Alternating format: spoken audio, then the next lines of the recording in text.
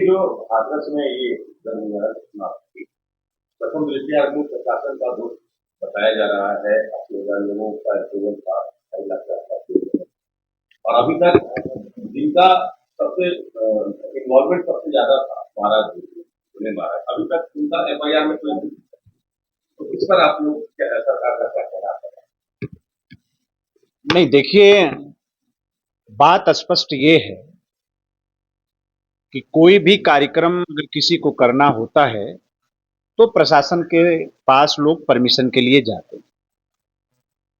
जो वहां के स्थानीय आयोजक थे उन्होंने परमिशन लिया,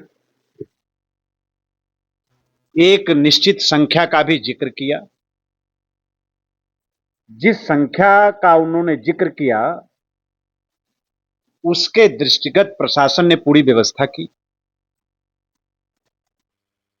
अब जो प्रशासन को संख्या बताई गई, अचानक उससे कई गुना ज्यादा लोगों को बुला लेना, मैं समझता हूं कि इस दुखद घटना के लिए अगर कोई भी जिम्मेदार है तो वहां के वो स्थानीय लोग जिम्मेदार हैं जो उस कार्यक्रम का आयोजन कर रहे थे। जांच के आदेश दिए हैं। घटना की खबर जैसे ही मिली तुरंत माननीय मंत्री लक्ष्मी नारायण, माननीय मंत्री संदीप जी, उत्तर प्रदेश प्रशासन के मुख्य सचिव, DGP, सबको तत्काल घटनास्थल पर भेजा गया। आज माननीय मुख्यमंत्री जी भी घटनास्थल का दौरा किए हैं। 24 घंटे के अंदर जांच रिपोर्ट को भी प्रशासन ने तलब किया है। रिपोर्ट आने दीजिए। बहुत ही स्पष्टता के साथ माननीय मुख्यमंत्री जी ने कहा है कि रिपोर्ट के आधार पर जो भी दोषी होगा उसके खिलाफ सख्त से सख्त कार्रवाई करेंगे। लेकिन मंत्री जी, पहला जो FIR हुआ है उसमें ना तो बाबा का मैं फिर कह रहा हूं, कांग्रेस के आधार पर थोड़ा सरकार चलेगी। क्या है कांग्रेस? कांग्रेस के कह देने से भर से फैसला हो करेगी सरकार। इस गलतफहमी में कांग्रेस न रहे। और मैं फिर कह रहा हूं कि जिन लोगों ने प्रवचन करने के लिए बाबा जी को आमंत्रित किया कि हम ऐसा ऐसा कार्यक्रम कर रहे हैं,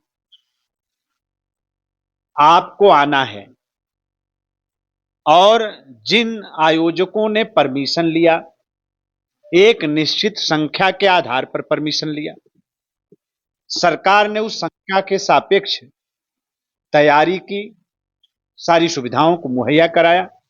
फिर आयोजकों ने जब तुरंत भारी भीड़ बुला लिया, मैं समझता हूं कि सारा का सारा दोष उन आयोजकों का है जिन लोगों ने ऐसा आयोजन किया। एक बात। दूसरी बात, अगर किसी दृष्टि से, किसी कोने से 24 घंटा में रिपोर्ट आनी है, आज शाम तक आ जाएगी रिपोर्ट। अगर उसमें से कहीं से चाहे बाबा जी दोषी मिलेंगे, चाहे और कोई दोषी मिलेगा, तो उत्तर प्रदेश की सरकार का कोई शानी नहीं है कार्यवाही करने में। जो भी रिपोर्ट आएगी उसके अनुसार हम कार्रवाई करेंगे। बड़े बड़े लोग उनके पक्ष में, बड़े बड़े नेता उनके पक्ष में। मैं फिर कह रहा हूं कि आपको कोई कहीं आमंत्रित करे और आमंत्रित करने वालों के गलती की वजह से कोई घटना दुर्घटना हो जाए तो दोषी बुलाने वाला है कि नहीं है। और मैं फिर कह रहा हूं, अगर जांच में कहीं से बाबा का भी दोष सिद्ध होगा, उनके खिलाफ कार्रवाई करेंगे। बेदी राम जी पर एक सवाल है, अब तो संसद में भी उनका नाम लगातार वजह से एनडीए की क्या है? अब इस पे माननीय मुख्यमंत्री जी के संज्ञान में सारा विषय है, वो उचित फैसला वो करेंगे। लेकिन मंत्री जी, लगातार बेदी राम को लेकर के अब तो सड़क पे भी लोग उतर रहे हैं, उनके खिलाफ कोई बात नहीं है, कर रहे हैं। जो भी जनभावना है उसका आदर करेंगे और जो भी करना है वो माननीय मुख्यमंत्री जी के स्तर पर संज्ञान में विषय है, जो भी कार्रवाई होगी माननीय मुख्यमंत्री जी आपको कह नहीं सकते लगता है कि उन प्रकार का अगर तो हो। अब ये सब बातों के कहने में कोई हर्ज नहीं। भारतीय जनता पार्टी के जो कार्यकर्ता थे कल अजय राय की आवाज पे पुतला दहन करने का क्या कहें? उनकी पत्नी ने तहरीर भी दी है कि ट्वीट करके आरोप अजय लगा राय रहे ने हैं। खुद लिखा है उनके परिवार को खुद और उनकी पत्नी भी अरे उनसे तो पूरी दुनिया डरती रही है, वो किससे लगे डरने? वो तथाकथित पूर्वांचल के अंदर अपने आप को बहुत बड़ा बाहुबली कहते हैं, उनसे कौन डरने जो है वो किससे डरने लगे? प्रोटेस्ट करना, ये गलत बयानबाजी जो कांग्रेस नकली जो एक जीत का जश्न मना रहे हैं, वो काबू में रहें और किसी की भावनाओं पर प्रतिबंध लगाना कहीं से उचित नहीं है। पार्टी के कार्यकर्ताओं ने अगर कोई प्रोटेस्ट किया है तो कार्यकर्ताओं की भावनाओं को समझना चाहिए। उनके पार्टी के लोग भी बहुत घेराव करते हैं। मंत्री जी एक 18वीं लोकसभा सत्र के दौरान संसद के अलग अलग तस्वीरें आ रही हैं, जिसमें विपक्ष ने भी अपनी बातों को रखा है, सत्ताधारी पक्ष प्रधानमंत्री जी ने भी अपनी बातों को रखा है। एक बयान की काफी चर्चा रही जिसमें राहुल गांधी का बयान, उन्होंने जो कहा है वो मंत्री जी आपने भी सुना है, आपकी प्रतिक्रिया इस पर? नहीं, मैं सिर्फ इतना कहना चाहता हूं राहुल गांधी जी से कि सड़क की भाषा सदन में नहीं बोली जाती।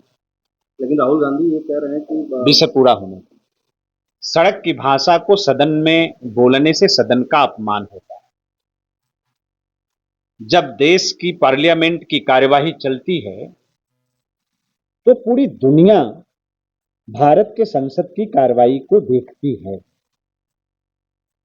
दुनिया का सबसे बड़ा लोकतांत्रिक देश है भारत, और लोकतंत्र का मंदिर है संसद। उसकी एक मर्यादा है, उसको नेता प्रतिपक्ष अगर समझेंगे, उनको समझाने वाले लोग समझाएंगे तो देश के डेमोक्रेसी के लिए भी ये अच्छी बात है और ये देश के लिए भी अच्छी बात है। लेकिन राहुल गांधी ये कह रहे हैं कि नरेंद्र मोदी मतलब पूरा हिंदू समाज नहीं है, भारतीय जनता पार्टी मतलब नहीं, वो तो बाद में फंसे तब कहे ये बात, हम भी सुन रहे थे। बाद में जब घिरता हुआ दिखे वो, तब वो ये बात कहे। और राहुल गांधी से हम लोगों को बहुत उम्मीद और अपेक्षा भी नहीं है।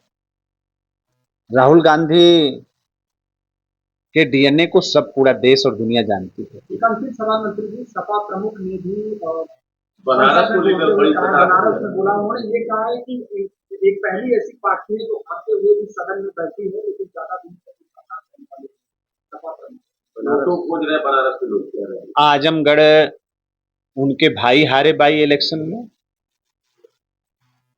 और 2019 में अपने बीवी को भी नहीं जीता पाए, तो बनारस पर बात जितना करना हो कर लें।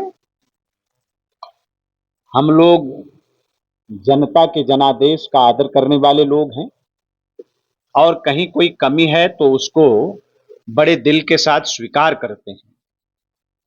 और हम लोगों ने पहले कहा है कि हम हारते नहीं, हम सीखने का काम करते हैं। हम चिंतित नहीं होते हैं, हमारे यहां चिंतन होता है। तो चिंतन हो रहा है। अभी 10 विधानसभाओं का बाई इलेक्शन होने जा रहा है।